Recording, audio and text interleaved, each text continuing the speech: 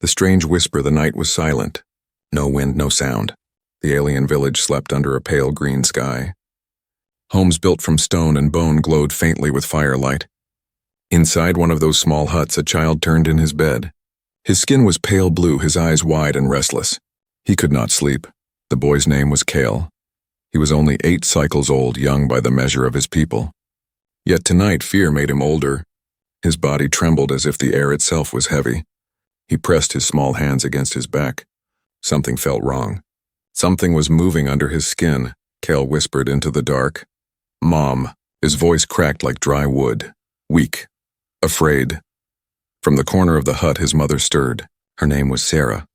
She was tall and graceful, her dark skin marked with silver lines that told of her long life. She rose slowly, brushing the sleep from her eyes. "Kyle, what is it?" she asked softly. The child turned his face toward her. His eyes shone with tears. "Mom." "Something grows on my back." Sarah froze. For a moment she thought she had misheard, but Kale's voice shook again, sharp and broken. "Please, it hurts." Her heart thudded. She walked to him and placed her hand gently on his shoulder. His skin was cold. She pulled his shirt aside, her hand trembling. At first she saw nothing, only smooth pale blue skin. Relief brushed her heart. Maybe it was only fear, only a dream. Then her fingers touched it. It pulsed, a small, hard shape beneath the skin. Beating slowly like a second heart, Sarah gasped.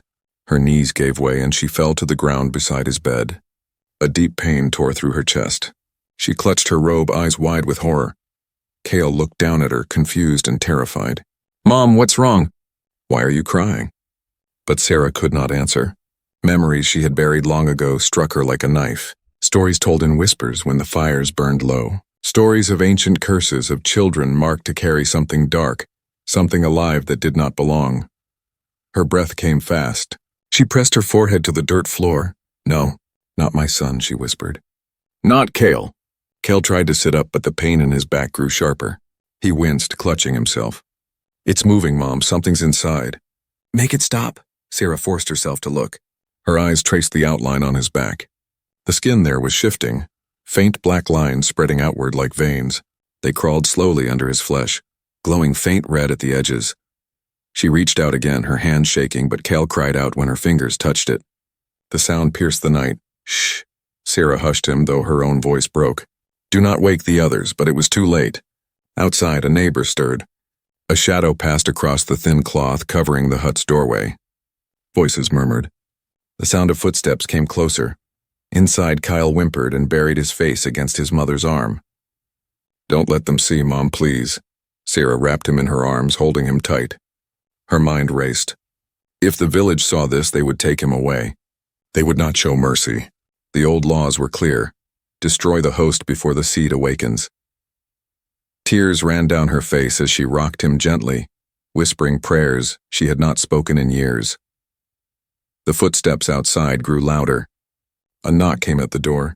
"Sarah, are you well?" a voice asked. Sarah wiped her tears and tried to steady her voice. Yes, we are fine. Go back to sleep." Silence. Then the footsteps faded. Kale shivered in her arms. "What is it, Mom?" "What's happening to me?" She looked at him. His small face, soft and fragile, so full of fear.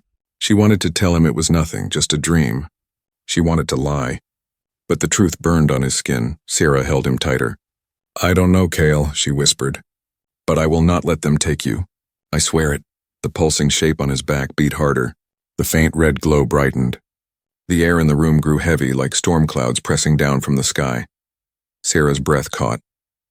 She felt the same pain stab through her chest again, as if the growth on Kale's back echoed inside her own body. She clenched her teeth, trying not to cry out.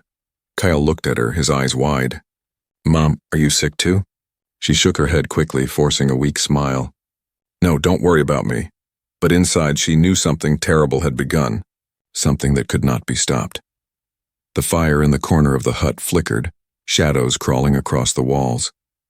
The pulse on Kale's back throbbed like a drum. And for the first time, Sarah felt something she had never felt before in her long life. True helplessness. She pressed her lips to her son's forehead, tears wetting his skin. "Rest, my child," she whispered. "I will find a way." But as she spoke, the mark glowed brighter and a faint hum filled the air like a whisper only the child could hear. Cale's eyes widened. "Mom," he said again, his voice small and trembling. "It's speaking to me." Sarah froze. The words cut into her soul. Outside, the night grew colder. The stars above seemed sharper, watching, and inside the small hut, the world of one mother and one child was about to change forever. The mark of shadows. The morning came too soon. The alien sky glowed with a pale red light, and the village awoke with the sound of voices, fires crackling, and the slow movement of workers starting their day. But inside Sarah's hut, the air was heavy, as if the night had left behind a shadow that refused to leave. Kyle sat on his bed, hugging his knees. His face was pale, and his eyes carried dark circles from the restless night. Sarah stood over him, watching in silence. Her hands shook slightly as she pulled his shirt aside again. The mark had grown. What was small and faint last night had spread like roots under the skin. Black veins stretched across his back, branching outward. At the center was a raised shape, round and sharp-edged, glowing faintly red like a dying ember. Each time Cale breathed, it pulsed alive, as if something deep inside was pushing to escape. Sarah's chest tightened. She forced herself to breathe slowly, though her heart screamed. "Cale," she whispered, "does it hurt?" The boy nodded. His voice cracked when he spoke. "It feels hot, like fire under my skin. Sometimes it talks." Sarah froze. "It talks? What do you mean?" Cale hugged his knees tighter, his small shoulders trembling. "Whispers. I can't understand the words. But it's inside me, calling me." A shiver ran down her spine. She remembered the prophecy the elders once spoke about. When the child hears the shadow's voice, the seed is awake. Sarah shook her head, refusing the thought. "No," she told herself under her breath. It cannot be. But outside, the village was already stirring with suspicion. Last night, Cale's cry had been loud, too loud. Neighbors whispered when they saw Sarah step outside to fetch water. Their eyes lingered on her, sharp and questioning. Some looked away quickly, afraid. Others muttered, she could hear them. Her child screamed, "Something's wrong in that hut. Maybe he is cursed." The old stories, could it be? Sarah clenched her jaw. She would not let them see. She would not let them take her son. Back inside, Cale lay down again, sweat on his forehead. He whimpered softly. Sarah wiped his face with a cloth and sang a low, broken tune, the same one she had sung to him when he was younger. But as she lifted the cloth away, her eyes widened. The mark was spreading faster. The black veins now reached his shoulders, crawling toward his neck. The glow in the center pulsed brighter, as if feeding on his pain. The hut itself seemed to dim, the fire's light weaker, shadows crawling longer across the walls. Sarah pressed her hand against it again, desperate to stop it. But the instant her skin touched his back, the mark flared. A sharp red light burst, and she cried out in pain, pulling her hand away. Her palm was burned, darkened as if scorched by fire. Kyle whimpered, "Mom, don't touch it. It doesn't like you." Her heart dropped at those words. "It doesn't like you, not me. Not us." Sarah staggered back, clutching her hand. The pain spread through her arm, echoing the same ache in her chest. She dropped to her knees, gasping for air. For a moment she thought she saw it, the mark moving on its own, veins writhing like snakes beneath Cale's skin. And then the whispers came. She did not hear them with her ears, but inside her mind. Faint, broken like 1,000 voices in a storm. They hissed and called words in a language she did not know, yet her bones understood. Her eyes widened. The prophecy was true. The seed of shadows had awakened. "Mom?" Cale's weak voice broke the trance. He looked at her with wide, frightened eyes. "Am I dying?" Sarah shook her head quickly, choking back tears. "No, you are strong. You are mine. I won't let anything take you." But the whispers grew louder. The mark pulsed again, and this time the glow spread across the room like a faint mist. The walls of the hut seemed to breathe. Suddenly a sound broke through the silence, a knock at the door. "Sarah," a deep voice called. "The elders request your presence." Sarah's blood ran cold. They knew. She looked at Cale, who now shivered, his small body twitching under the glow. She touched his cheek softly. "Do not move. Do not make a sound. I will return." But Cale grabbed her wrist, his eyes desperate. "Don't leave me, Mom, please." Her throat closed. She wanted to stay, to protect him, But if she refused the call of the elders, they would come themselves. They would see. And they would not hesitate. She pulled her hand away gently. I will not be long. Her voice was steady, but her heart was breaking. As she stepped out into the cold morning air, she saw them, 3 elders waiting by the central fire. Their eyes, ancient and sharp, turned to her. Behind them, villagers gathered, whispering. The air smelled of fear. One of the elders spoke, his voice heavy as stone. We heard the cry of your child. Bring him to us. We must see. Sarah's chest tightened. She bowed her head, hiding the storm inside. He is unwell, but it is nothing, she lied. The elder's gaze narrowed. Lies weigh heavier than truth, Sarah. Bring him forth. Her hands trembled at her sides, but her face stayed calm. She nodded slowly, knowing what this meant. Behind her, inside the hut, Cale lay curled in pain. The mark throbbed, alive, its glow casting a sinister light across the room. His eyes fluttered, and for a moment his lips moved as if speaking to someone unseen. He whispered faintly, Yes, I hear you. And then he smiled. Not with his own smile, but with something else's. The forbidden memory. Sarah stood before the 3 elders, her heart beating like a drum inside her chest. The village had gathered in silence, their eyes fixed on her. She could feel their suspicion.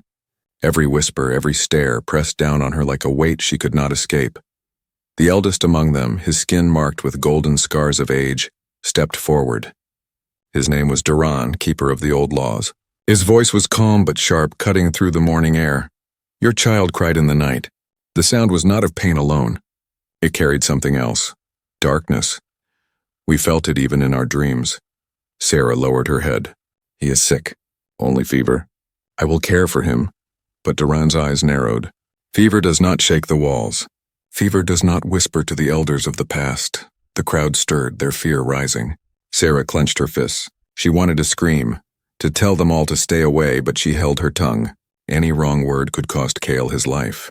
Darren raised his staff. Bring him. We must see. Sarah hesitated. Her mind raced. She could not obey, but she could not refuse. The law was older than memory itself. And then, something inside her stirred. A memory. It was buried deep, locked away for many years. But the sight of the elder's staff broke it open like a crack in stone. She was a child again. Young, smaller than Cale was now, she stood in a cave lit by red fire. The air had smelled of blood and ash. Around her, other children cried, their voices echoing against the stone. Her mother's hand had gripped hers tightly, too tightly. Do not look, her mother had whispered. Do not listen. Forget what you see, but Sarah had looked. She had seen. At the center of the cave, bound by chains, was a creature unlike anything she had ever known. Its body was tall, thin, and twisted. Its skin was cracked stone, glowing faintly red. From its back, black roots crawled outward like veins that sought to touch the walls. Its eyes, hollow and endless, stared straight at her. And it spoke, not in words but in whispers that filled the bones. One day the seed will return. One day it will grow inside your own. And then the world will remember me. Sarah had screamed, but her mother pressed her face into her robe, forcing her to be silent. She had tried to forget. She had prayed to forget, and for many years she had succeeded. Until now. The whispers inside her chest, the pain she felt when she touched Cale's back, they were the same. The same voice, the same promise. Her knees weakened as the memory ended. She gripped her robe tightly to keep from falling. The elder Darren noticed her hesitation. His eyes sharpened. You know something, he said. Something you hide. Sarah forced her voice steady. I know nothing. My child is only ill.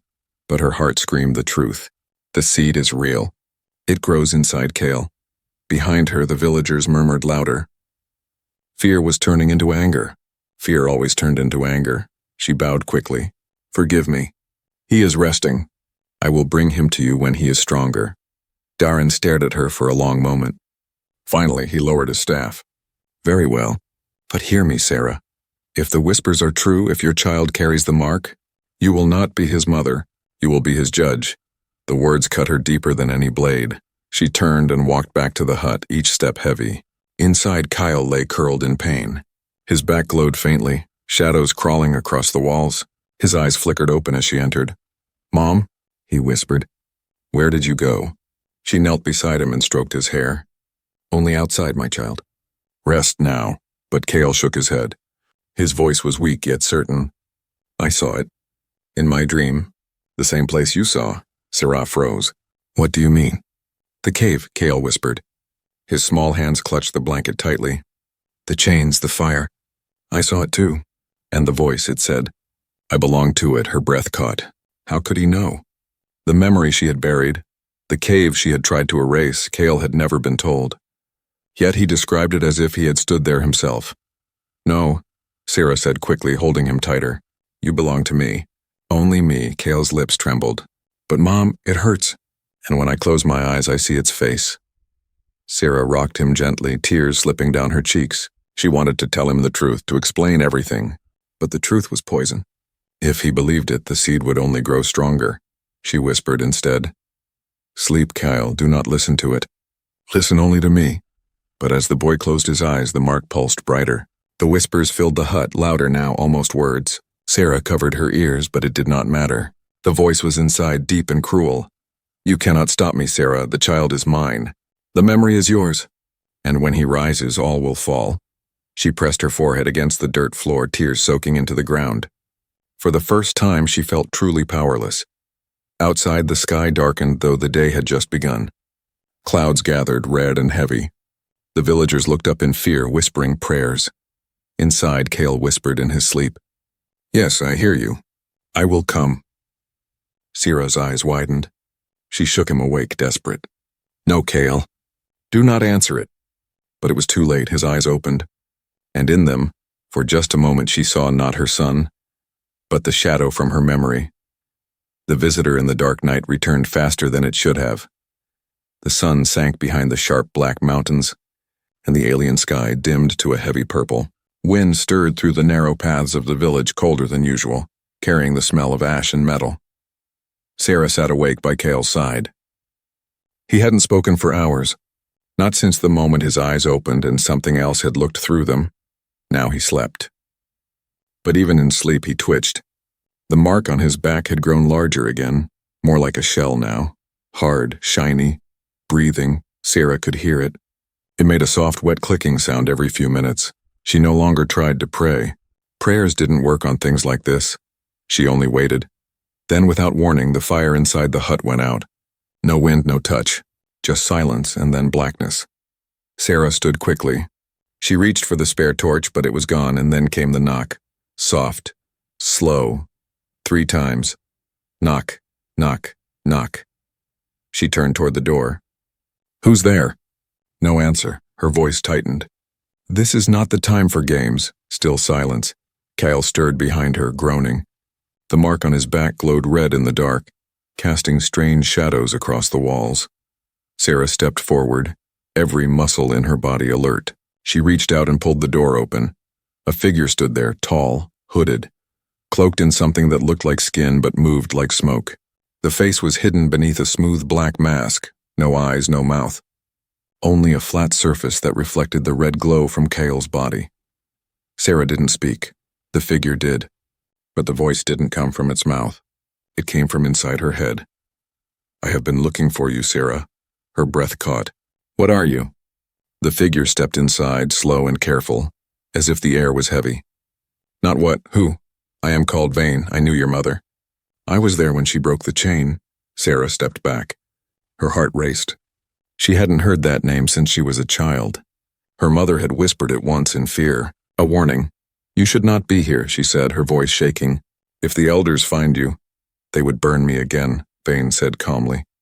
But I do not burn easily. He turned his masked face toward Cale. The red glow pulsed faster, stronger. He is changing, Vane said.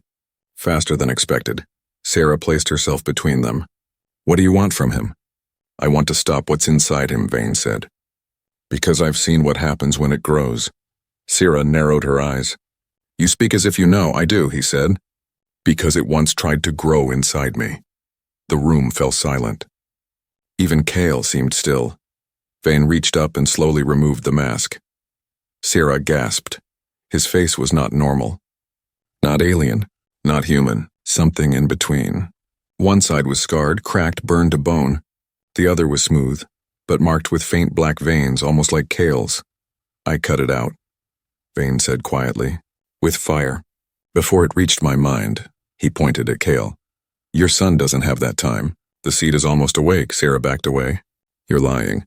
The mark is dangerous, yes, but we can still stop it. There must be a way. There is, Vane said, but you will not like it.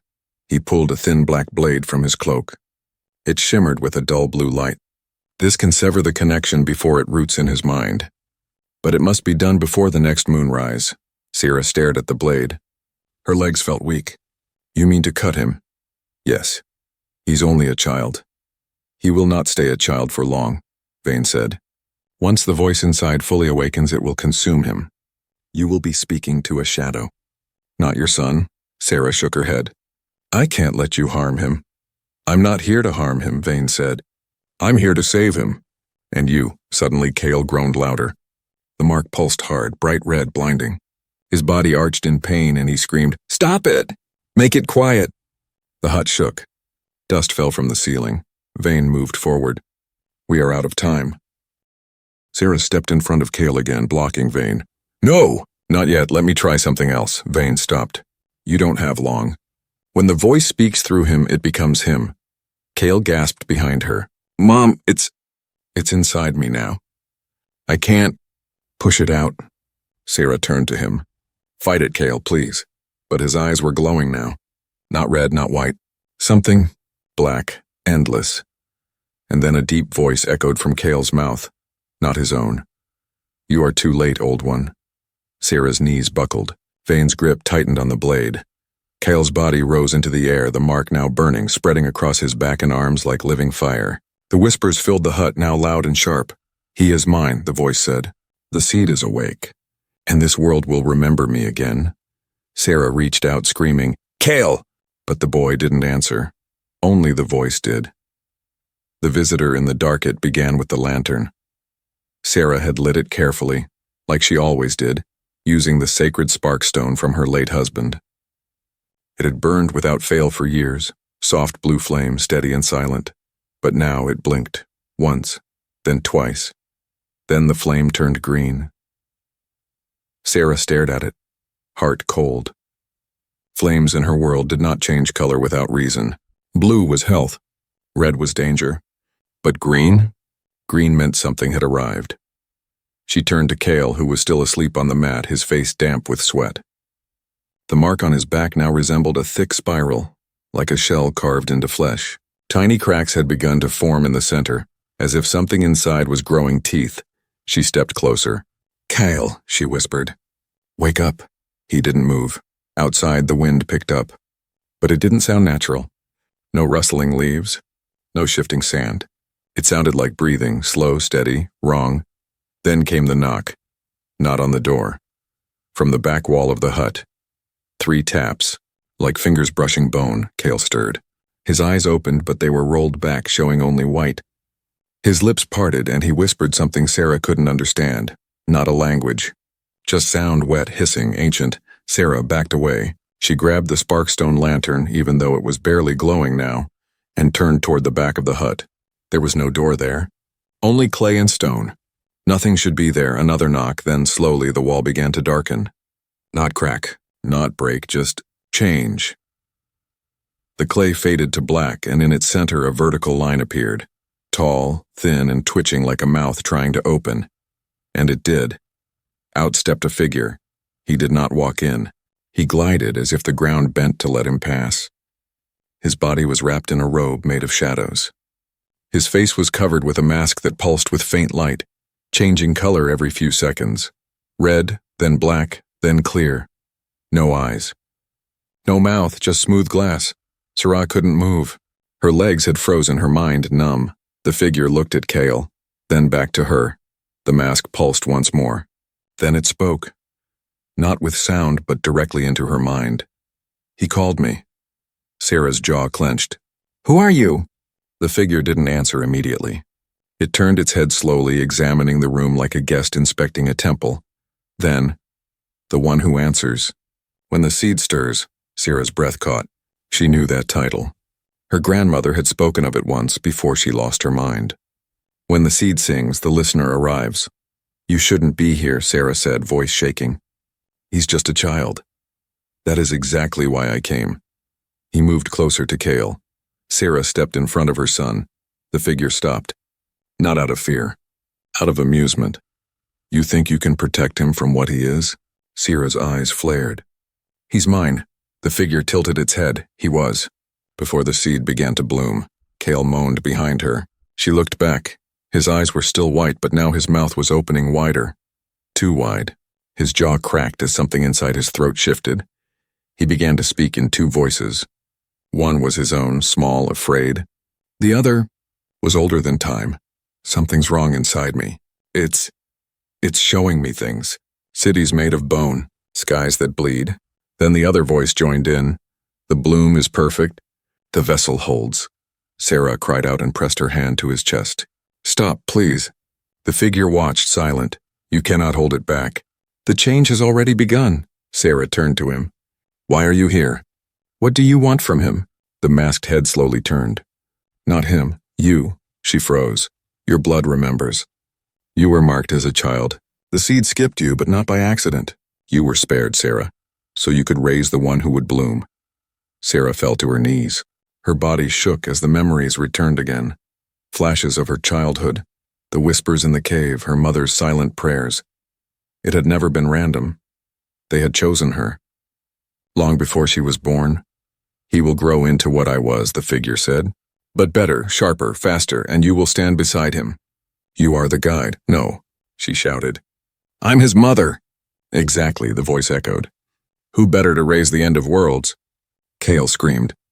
The mark on his back cracked open. Something glowed inside, a deep dark red. Like an eye, like a wound. The figure turned to leave, fading back into the wall. When the eye opens, he said, return to the cave. You know the way. And then he was gone. The wall returned to stone. The lantern flared blue again as if nothing had happened. Cale lay still, his breath slowing. But the mark now throbbed with rhythm, like it had a heartbeat of its own. Sarah sat on the floor, staring at her hands. She had no answers. Only one truth. The seed wasn't growing inside her son. It was blooming. The birth of the unknown Sarah had not slept. The blue lantern burned low. Her son lay still on the mat, chest rising and falling in shallow breaths. But the thing on his back, the thing that used to be just a mark, was now something else. It had opened, not fully. Just a small crack in the spiral. But from within, something pulsed. A red glow, soft and steady, like an eye dreaming behind closed lids. Every time it blinked, Sarah felt it inside her. Not her body, her mind. As if a thought that wasn't hers had slipped into the back of her skull and made a nest. The voice hadn't returned. The masked visitor was gone. But he had left behind a silence that felt heavier than any sound. Sarah didn't know how long she sat there, watching the mark breathe. Minutes, hours.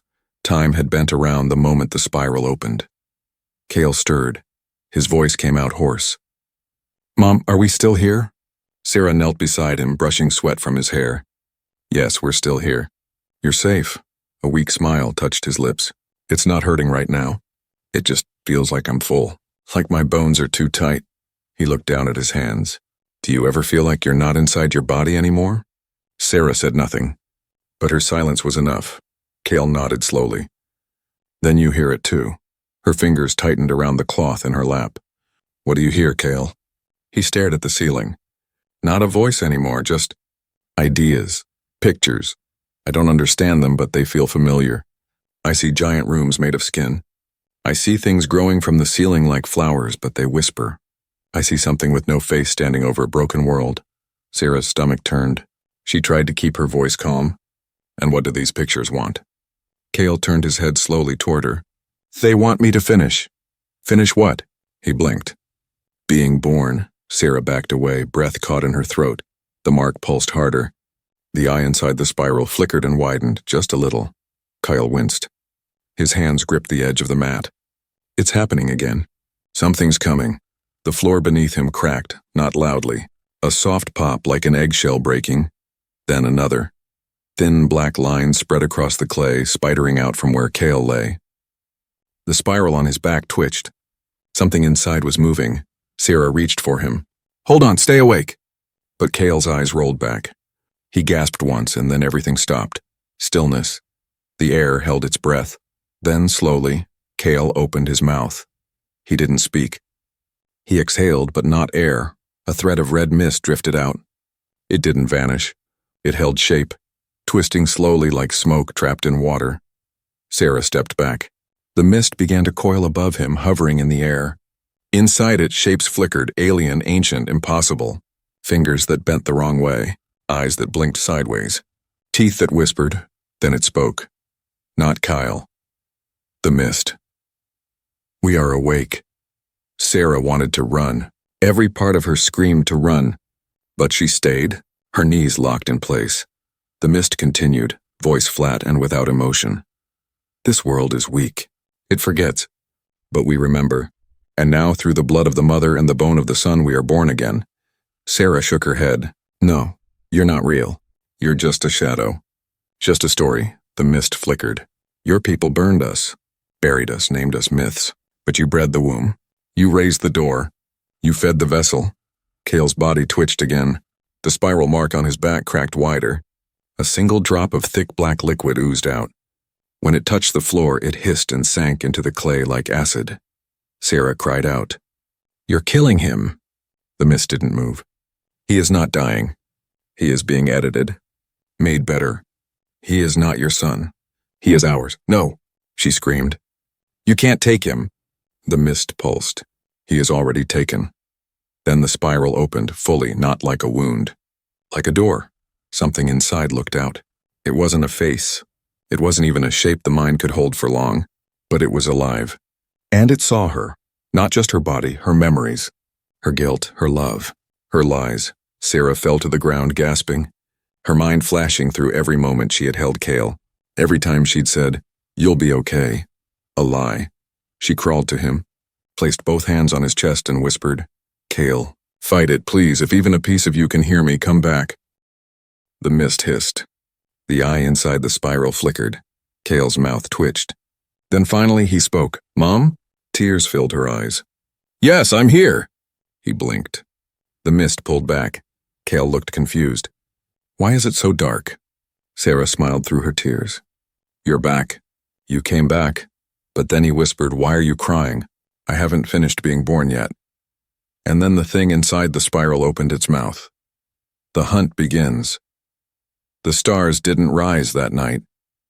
Above the village, the sky was black and smooth like glass. No moons, no wind, no noise.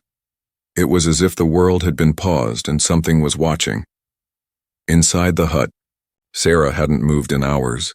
She sat by Cale's side, clutching a small stone charm she hadn't touched since he was born. It was cracked now, the tiny lines spreading with every breath her son took. He was no longer asleep. He was no longer awake either. Kyle's eyes were open, staring at the ceiling. He didn't blink. The mark on his back had become a strange, hard shape, not a spiral anymore. More like a shell, or an egg. Something inside was moving. Sometimes it pressed against the skin, stretching it outward. Other times it twitched on its own. Cale whispered strange words now and then. Not to her, not to himself. Just out, into the air, like someone far away was listening. Sarah didn't know if her son could still hear her, but something else could. A bell rang across the village, not the morning bell. Not the work bell, the emergency bell. 3 short chimes, one long. Then silence. Sarah stood quickly and went to the door. Outside, firelight flickered from the central tower. Villagers gathered, confused and afraid, and then came the voice. "The child is gone," said Elder Darren, standing at the fire. The watchers saw it. He no longer carries a child's shadow. He carries something else. Gasps. Whispers. "We must find him before it finds us." Sarah froze. They think he escaped. They don't know he's still here. They will search the huts, Durand continued. They will search the woods. They will burn what they must. He raised a torch. Tonight the hunt begins. The villagers didn't cheer. They only nodded, afraid. Sarah locked the door and ran back to Cale. He hadn't moved. But now the mark had begun to glow from within. Not just red, colors she didn't have names for. colors that bent in strange directions, colors that hummed. She knelt beside him. "Cale, they're coming." "I have to move you. We have to hide." He didn't respond. She touched his arm. It was cold, too cold. She grabbed a thick blanket, wrapped it around him, and pulled him close. He was lighter than he used to be, like something inside had already left. She opened a small hatch beneath the floor, an old storm shelter, barely large enough for a child and a basket of grain. She had used it once when Cale was a baby. Now she placed him inside. The glow from the mark lit up the darkness below like a lantern made of blood. "Stay silent," she whispered. "Even if you hear my voice above, do not answer." Cale blinked once. Then again, finally he whispered, "They're not coming for me." She stopped. "What?" "They're coming for you." Then his eyes rolled back again. The mark pulsed once, then went still. Sarah closed the hatch, covered it with cloth, moved the table back over it. A moment later, the knock came. "Sarah," Darren's voice said from outside. "We must speak." She stood, wiped her face, and opened the door. The elders stood with 6 hunters, all carrying torches and long bone spears. Their faces were hard. "Where is the child?" Sarah kept her hand still. "He's gone." I woke up and the bed was empty. "You lie," Darren said. "There are no footprints. No doors opened. No signs." "Then perhaps," Sarah said carefully, "he vanished. That's what you fear, isn't it?" The hunters looked at each other, uneasy. Darren stepped inside. "We will search." They looked under the bed, behind curtains, lifted mats, opened storage jars, but not the hatch, not yet. Sarah stood still, heart hammering. Then one of the hunters stepped toward the table, reached down, tapped the wood, hollow. He looked up. "What is beneath here?" Sarah said nothing. He moved the table, pulled away the cloth, reached for the hatch, and screamed, not from pain, from the sight. The mark inside had grown through the wood. A living root. Veins of light that pulsed and moved. The hunter dropped his torch. The fire caught the floor. The hut began to burn. Sarah pushed past them, threw open the hatch. Cale was gone, only the shell remained, cracked open, empty.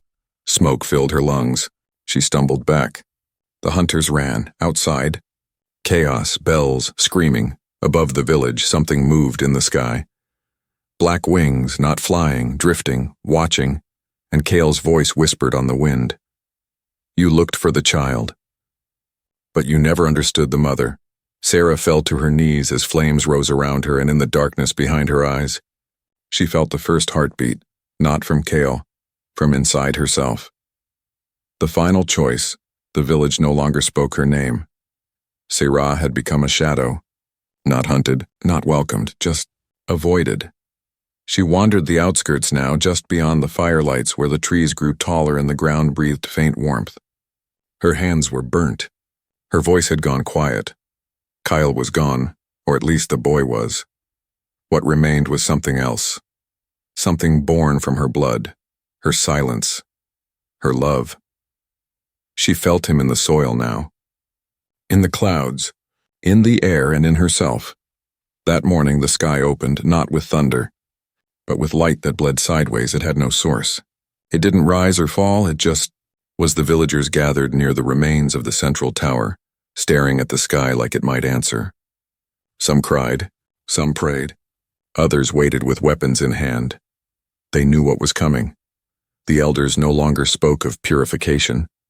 They whispered of delay, escape, bargains, but none would work, because they had never understood what had truly happened. They thought Cale had changed, but it was Sarah who had made the choice. She returned to the place where it all began, the old cave near the Black River, the one from her childhood memory. She walked barefoot now. She felt the ground better that way. It guided her, whispered to her, welcomed her. Inside the cave, the air was warm and still. The stones glowed faint red.